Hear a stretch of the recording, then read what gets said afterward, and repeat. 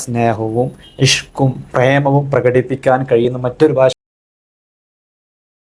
ഒരു പക്ഷേ ബഡോ ദിനോ കെ ബാദ് ഹം ബേവതനോ കോ യാദ് ബഡോ ദിനോ കെ ബാദ് ഉറുദു സംസാരിക്കുമ്പോൾ അതിൻ്റെ ഒരു കൾട്ടുണ്ട്, അതിൻ്റെ ഒരു കൾച്ചറുണ്ട്, അതിൻ്റെ ഒരു പ്രൊണൗൺസിയേഷൻ ഉണ്ട്.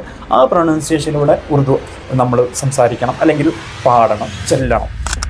ഇന്ന് നമ്മോടൊപ്പമുള്ളത് നമ്മുടെ ഉറുദു മേഖലകളിൽ, പ്രത്യേകിച്ച് നമ്മുടെ സ്കൂൾ കലോത്സവങ്ങളിലൊക്കെ ഒരു നല്ല, അതായത് കുട്ടികൾക്ക് ഏറ്റവും നല്ല നിലയിൽ മുന്നോട്ട് പോകാനും ഏറ്റവും ഗ്രേഡ് വാങ്ങിയിട്ട് മാർക്ക് നേടാനൊക്കെ പറ്റുന്ന ഏറ്റവും നല്ലൊരു മേഖലയാണ് ശരിക്കും ഉറുദു എന്ന് പറയുന്നത്. ഉറുദു ഭാഷയിൽ ഒരു പക്ഷേ കോമ്പറ്റീഷന് വിദ്യാർത്ഥികൾ വളരെ കുറവായിരിക്കും, കാരണം അത് അറിയില്ല എന്നുള്ളത് കൊണ്ട് തന്നെയാണ് എനിക്ക് തോന്നുന്നത്.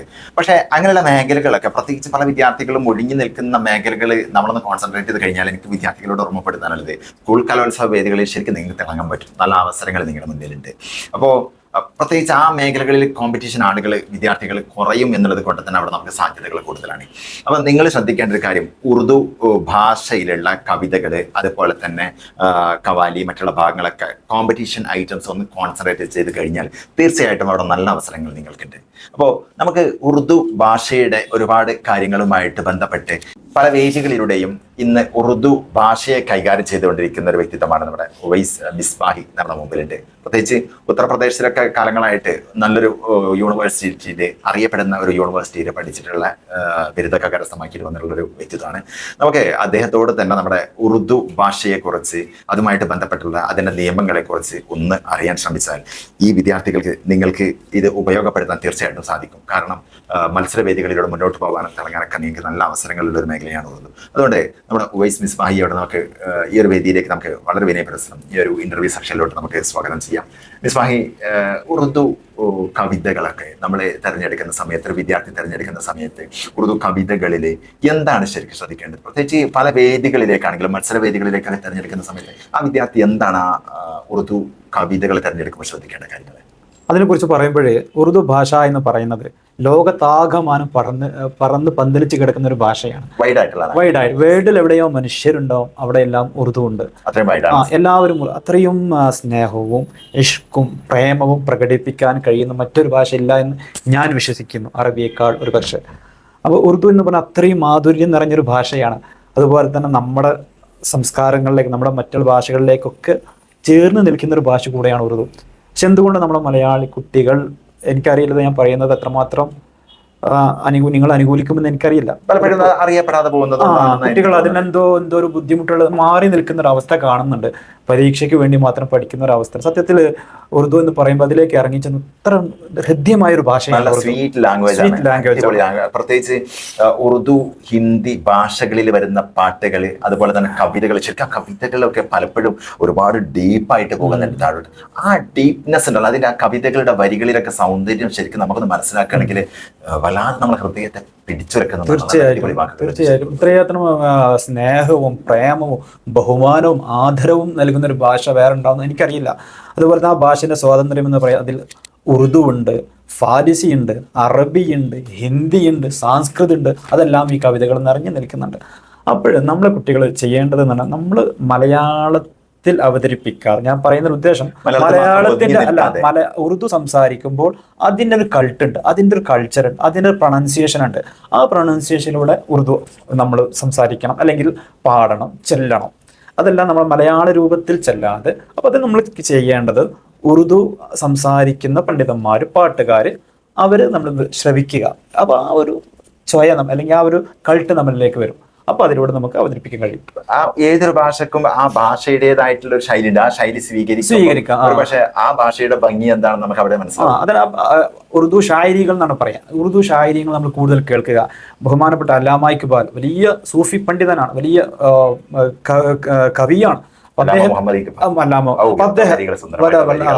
അപ്പോ പിന്നെ അവരുടെയൊക്കെ കവിതകൾ ആയിരക്കണക്കിന് അവരുടെ കോട്ടകൾ യൂട്യൂബിലേക്ക് കിട്ടുന്ന. അപ്പോൾ അത് നമ്മളെപ്പോഴും ശ്രവിക്കുക. അതിൽ ദുഃഖകരമായൊരു വസ്തുതയുണ്ട്. നമ്മളെ കുട്ടികൾ പലപ്പോഴും ഉറുദു കവിതകൾ നസും പാടുമ്പോൾ, അത് പാടുക എന്നല്ല ശരിക്കും പറയുന്നത്, ചൊല്ലലാണ്. ചൊല്ലലും പാടലും രണ്ടാണ്. ചൊല്ലൽ അതൊരു പാരായണാണ്. ഉറുദു അങ്ങനെ പാരായണം ചെയ്യേണ്ടത്. അതിനായത് ഒരു പാട്ട് രൂപത്തിലോ കവിത രൂപത്തില് അത് അങ്ങനെ പാട്ട് കൊണ്ടുപോകണം എന്നില്ല. പകരം അത് ശരിക്കും ചൊല്ലിയാൽ മതി അല്ലേ? ചൊല്ലേ വേണ്ട. എക്സാമ്പിൾ ജസ്റ്റ് അത് എങ്ങനെ ചെയ്യണം ഇപ്പൊ ഞാനിവിടെ ആൾറെഡി നിങ്ങൾ ഇപ്പൊ ജസ്റ്റ് ഇപ്പൊ നിമിഷങ്ങൾക്കുള്ളിൽ എഴുതിയ ചില സാധനം, ദിൽ തോ അജീബ് ചീസ് ഹെ, ദിൽ തോ അജീബ് ചീസ് ഹെ, ദിഖാത്താ ഹെ ബാഹർ മുസ്കുറാഹട്ട്, ദിഖാത്താ ഹെ ബാഹർ മുസ്കുറാഹട്ട്, ലേക്കിൻ अंदर अंदर है मशक्कत, दिल तो अजीब चीज है, दिखाता है बाहर मुस्कुराहट, ലേക്കിൻ അന്തർ ഹെ മഷക്കത്ത്. ജസ്റ്റ് എഴുതിയതാണ്. നമ്മുടെ ഹൃദയം എന്നുള്ളത് വലിയൊരു അദ്ഭുതമായ വസ്തുവാണ്. അതിങ്ങനെ പുറത്ത് കുറേ പുഞ്ചിരി കാണിക്കുന്നു, പക്ഷെ ഉള്ളിൽ എരിഞ്ഞ് കത്തുന്നുണ്ടായിരിക്കും. പക്ഷെ പുറത്ത് ഹൃദയത്തിൽ ദുഃഖം നിറഞ്ഞവരാണെങ്കിലും പക്ഷെ പുറത്തിങ്ങനെ പുഞ്ചിരി കാണിക്കുന്നുണ്ടായിരിക്കും. അവന്റെ ജീവിതം വളരെയധികം ഒരുപാട് മശക്കത്തിലൂടെ പ്രയാസങ്ങളിലൂടെ ചരിച്ചുകൊണ്ട് അപ്പൊ അതുപോലെ നല്ല ആ ഒരു രീതിയിലാണ് അവതരിപ്പിക്കണം. നിങ്ങൾക്ക് തന്നെ ഇത് യൂട്യൂബിലൊക്കെ സെർച്ച്, അങ്ങനെയാണ് കവിതകൾ കേൾക്കേണ്ടത്. നമ്മൾ ഒരിക്കലും മുന്നേ കലോത്സവത്തിൽ ഫസ്റ്റ് കിട്ടിയ കുട്ടിയുടെ ഉറുദു കവിതയല്ല കേൾക്കേണ്ടത്. അതായത് ചെയ്യാതിരിക്കുക, വ്യത്യസ്തമായ പുതുമകൾ തേടിയിട്ട് പോവുക, പുതിയ കവിതകൾ, പുതിയ രചനകൾ. അല്ലാമ ഇഖ്ബാൽ എഴുതിയ തന്നെ ആയിരക്കണക്കിനുണ്ട്. അതുപോലെ തന്നെ പ്രസിദ്ധമായ കവികൾ എഴുതിയ ഇഷ്ടത്തിന് സാധനങ്ങളുണ്ട്. അത് നമ്മൾ സ്കൂൾ ടെക്സ്റ്റിലുള്ള സാധനം എടുക്കണമെന്നില്ല. ഇനി ഗസലിലാണെങ്കിലും ആ രീതി സ്വീകരിക്കുക. നമ്മുടെ സിനിമാ പാട്ടുകൾ ചിലരൊക്കെ ഗസലുമാരി പാടുന്നുണ്ട്, പക്ഷെ അത് ഗസലാവില്ല. ഗസൽ എന്ന് പറഞ്ഞാൽ അതിന് ചിട്ടാവട്ടങ്ങളുണ്ട്.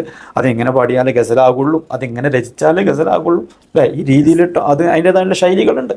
അപ്പോൾ ആ രീതിയിൽ നമ്മൾ പഴയ ഓരാമലി അവരെ പോലത്തെ പങ്കജ് അവരെ പോലെ ചിട്ടി ആയി ഹെ എന്നൊക്കെ അതൊക്കെ ആയി ഹെ ആയി ചിട്ടി ആയി ഹെ ബഡോ ദിനോ കെ ബാദ് ഹം ബേവതനോ കോ യാദ് ബഡോ ദിനോ കെ ബാദ് ഹം ബേവതനോ കോ യാദ് വതൻ സേ മിട്ടി ആയി ഹെ ചിട്ടിയായി. അതുപോലത്തെ അതൊക്കെ സിനിമയിൽ വന്നാണ്. അതുപോലെ തന്നെ നല്ല ഹൃദയം പിടിച്ചു കുലുക്കുന്ന കവിതകൾ,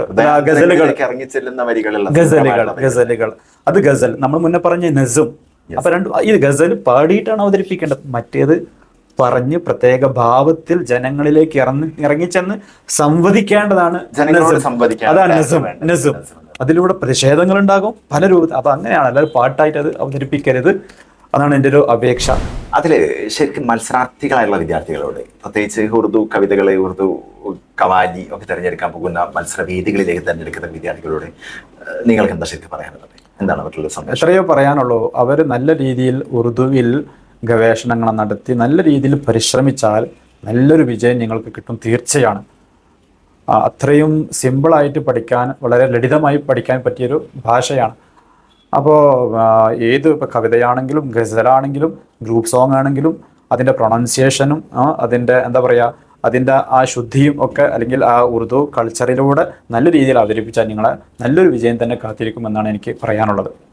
തീർച്ചയായിട്ടും ഒരുപാട് നല്ല അവസരങ്ങളുള്ള ഒരു വേദിയാണ്. പ്രത്യേകിച്ച് ഉറുദു ആണെങ്കിലും, പ്രത്യേകിച്ച് നമ്മുടെ മലയാളികൾ പ്രത്യേകിച്ച് കേരളത്തിലെ മത്സരവേദികളിൽ ഉറുദു ഭാഷ, അതുപോലെ തന്നെ ഹിന്ദി ഒക്കെ തിരഞ്ഞെടുക്കുന്ന സമയത്ത്, പ്രത്യേകിച്ച് ഞാൻ നേരത്തെ പറഞ്ഞതുപോലെ തന്നെ പാർട്ടിസിപ്പേഷൻ കുറവായിരിക്കും. അതുകൊണ്ട് ഏറ്റവും നന്നായിട്ട് സ്കോർ ചെയ്യാനും, പ്രത്യേകിച്ച് നമുക്ക് എതിരാളികൾ കുറവാണ് എന്നുള്ളത് കൊണ്ട്, മത്സരാർത്ഥികൾ കുറവാണ് എന്നുള്ളത് കൊണ്ട് തന്നെ ആ മേഖലകളിൽ തിളങ്ങിയിട്ട് മുന്നോട്ട് പോകാനും, അതുപോലെ തന്നെ ഭാവിയിൽ ഈ ഭാഷ പഠിക്കുന്നത് കൊണ്ട് നിങ്ങൾക്ക് മുന്നിൽ ഒരുപാട് നല്ല വാതായനങ്ങൾ തുറക്കപ്പെടുന്നുണ്ട് എന്നുള്ളതും യാഥാർത്ഥ്യമാണ്.